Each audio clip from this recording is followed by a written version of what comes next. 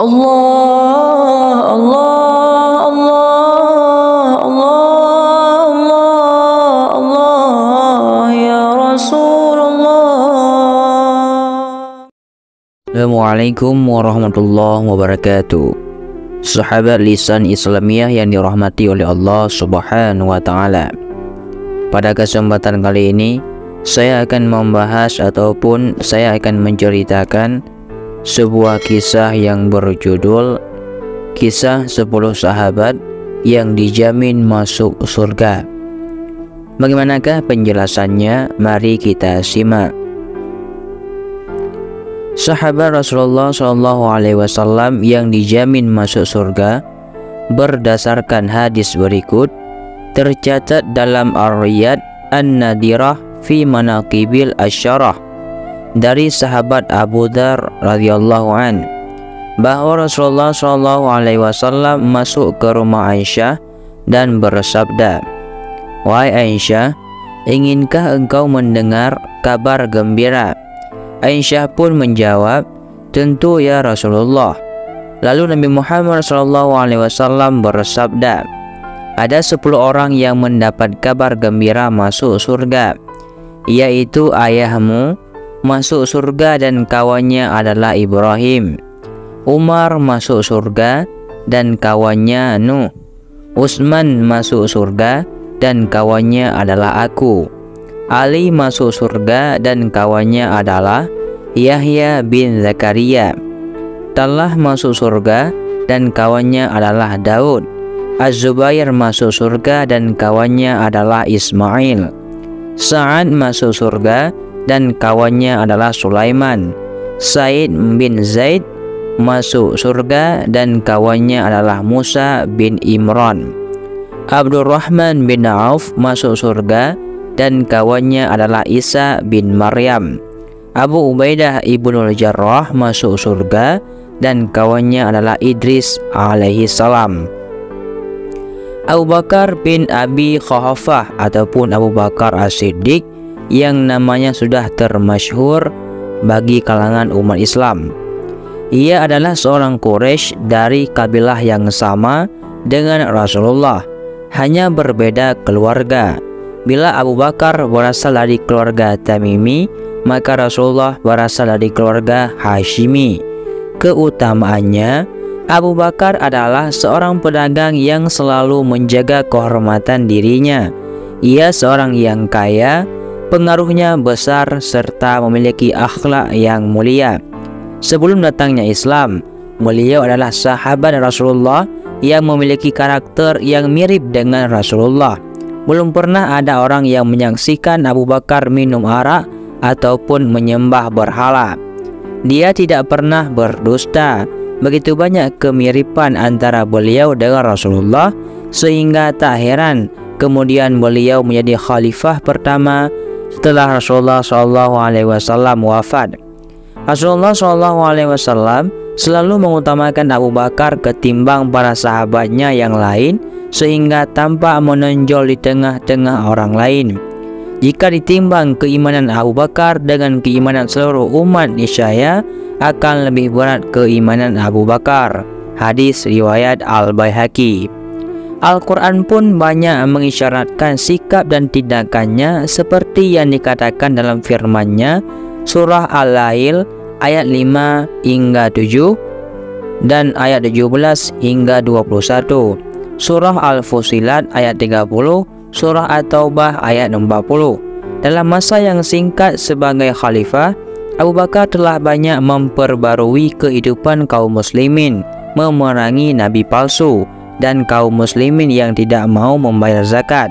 Pada masa pemerintahannya pula lah penulisan Al-Quran dalam lembaran-lembaran dimulai. Yang kedua, Umar ibnul Khattab. Ia berasal dari kabilah yang sama dengan Rasulullah dan masih satu kakek, yakni Ka'ab bin Lu'ay.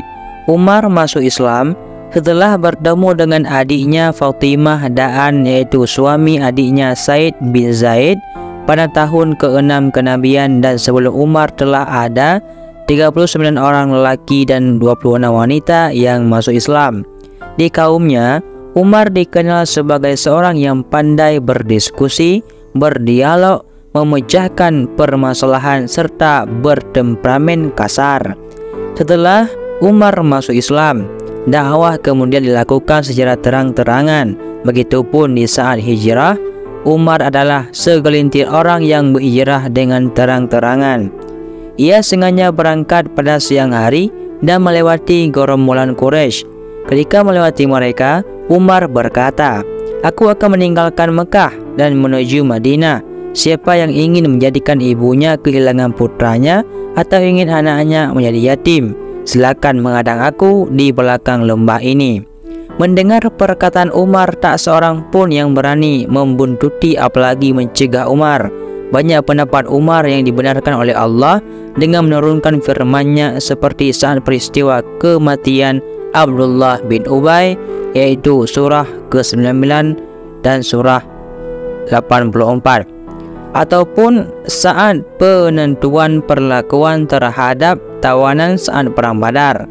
Pendapat Umar dibenarkan Allah dengan turunnya ayat 67 surah Al-Anfal. Sebagai khalifah, Umar adalah seorang yang sangat memperhatikan kesejahteraan umatnya. Sampai di setiap malam, ia berkeliling khawatir masih ada yang belum terpenuhi kebutuhannya, serta kekuasaan Islam semakin meluas keluar Jazirah Arab. Yang ketiga, Utsman bin Affan. Sebuah hadis yang menggambarkan pribadi Utsman. Orang yang paling kasih sayang di antara umatku adalah Abu Bakar, dan paling teguh dalam menjaga ajaran Allah adalah Umar, dan yang paling bersifat pemalu adalah Utsman. Hadis riwayat Ahmad, Ibnu Majah, Al-Hakim, dan At-Tirmidzi. Utsman adalah seorang yang sangat dermawan. Dalam sebuah persiapan pasukan, pernah Utsman yang membiayainya serta seorang diri. Setelah kaum muslimin hijrah, saat kesulitan air, Utsmanlah yang membeli sumur dari seorang Yahudi untuk kepentingan kaum muslimin. Pada masa kepimpinannya, Utsman merintis penulisan Al-Quran dalam bentuk mushaf dari lembaran-lembaran yang mulai ditulis pada masa pemerintahan Khalifah Abu Bakar. Dan yang keempat adalah Ali bin Abi Thalib, pemuda pertama yang masuk Islam. Ia yang menggantikan posisi Rasulullah di tempat tidurnya saat beliau hijrah. Ali yang dinikahkan oleh Rasulullah SAW dengan putri kesayangannya, yaitu Fatimah. Ali yang sangat sederhana kehidupannya. Yang kelima adalah Talha bin Ubaidillah. Pada perang Uhud terkenal lebih dari 70 tikaman atau panah serta jari tangannya putus. Namun Talha yang berperawakan kekar serta sangat kuat yang melindungi Rasulullah di saat-saat yang genting. Beliau memapah Rasulullah yang tubuhnya telah berdarah menaiki bukit Uhud yang berada di ujung medan pertempuran saat kaum musyrikin pergi meninggalkan medan peperangan karena mengira Rasulullah telah wafat. Saat itu Talha berkata kepada Rasulullah, "Aku tebus engkau ya Rasulullah dengan ayah dan ibuku." Nabi tersenyum seraya berkata, "Engkau adalah Talha kebajikan." Sejak saat itu beliau mendapat julukan burung elang dari Uhud. Rasulullah SAW pernah berkata kepada para sahabatnya, "Orang ini termasuk yang gugur, dan barang siapa yang senang melihat seorang yang syahid berjalan di muka bumi, maka lihatlah Talha." Yang keenam, Az-Zubair bin Awam. Beliau muslim pada usia 15 tahun dan hijrah pada usia 18 tahun. Dengan siksaan yang ia terima dari pamannya sendiri, kepahlawanan Az-Zubair ibnu Awam pertama terlihat dalam Badar saat ia berhadapan dengan Ubaidah bin Said ibnu Ash. Az-Zubair ibnu Awam berhasil menembak kedua matanya sehingga akhirnya ia tersungkur tak bergerak lagi. Hal ini membuat pasukan Quraisy ketakutan. Rasulullah SAW sangat mencintai Az-Zubair ibnu Awam. Beliau pernah bersabda, "Setiap nabi memiliki pengikut pendamping yang setia, yaitu Hawari, dan Hawariku adalah Az-Zubair ibnu Awam." Az-Zubair ibnu Awam adalah suami Asma binti Abu Bakar yang mengantarkan makanan pada Rasul saat beliau hijrah bersama ayahnya. Pada masa pemerintahan Umar, saat panglima perang menghadapi tentara Romawi di Mesir, Ammar bin Ash meminta bala bantuan pada Amirul Mukminin. Umar mengirimkan 4.000 prajurit yang dipimpin oleh 4 orang komandan, dan ia menulis surat yang isinya, "Aku mengirim 4.000 prajurit balat bantuan yang dipimpin 4 orang sahabat terkemuka dan masing-masing bernilai 1.000 orang. Tahukah Anda siapa 4 orang komandan itu? Mereka adalah Ubadah ibnu As-Samit, Al-Miqdad ibnu Aswad, Maslamah bin Mukhalid, dan Az-Zubair bin Awam." Demikianlah dengan izin Allah pasukan kaum muslimin berhasil meraih kemenangan. Yang ketujuh, Abdurrahman bin Auf. Ia adalah seorang pedagang yang sukses, namun saat berhijrah ia meninggalkan semua harta yang telah ia usahakan sekian lama. Namun saat telah di Madinah pun beliau kembali menjadi seorang yang kaya raya. Dan saat beliau meninggal, wasiat beliau adalah agar setiap peserta perang Badar yang masih hidup mendapat 400 dinar, sedang yang masih hidup saat itu sekitar 100 orang, termasuk Ali dan Utsman.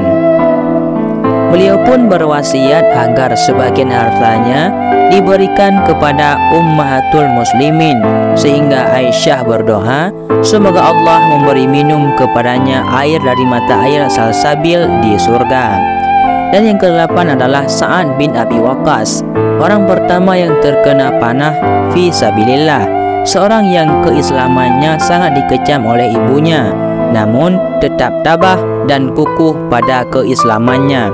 Yang ke-9, Said bin Zaid, adik ipar Umar, yaitu Said bin Zaid adalah orang yang dididik oleh seorang ayah yang beroleh bihayah Islam tanpa melalui kitab atau nabi.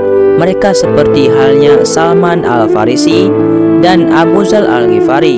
Banyak orang yang lemah berkumpul di rumah mereka untuk memperoleh ketentraman dan keamanan serta penghilang rasa lapar, karena Said adalah seorang sahabat yang dermawan dan murah tangan. Dan yang ke-10 dan yang terakhir adalah Abu Ubaidah ibnu Jarrah. Ia terpaksa membunuh ayahnya saat Badar, sehingga Allah menurunkan surah Al-Mujadilah ayat ke-22. Begitupun dalam perang Uhud, Abu Ubaidillah yang mencabut besi tajam yang menempel pada kedua rahang Rasulullah, dan dengan begitu beliau rela kehilangan giginya. Abu Ubaidah mendapat gelar dari Rasulullah sebagai pemegang amanah umat, seperti dalam sabda beliau, tiap-tiap umat ada orang pemegang amanat, dan pemegang amanat umat ini adalah Abu Ubaidah ibnu Jarrah. Jadi demikianlah sabda Nabi, yaitu ada 10 orang yang mendapat kabar gembira masuk surga.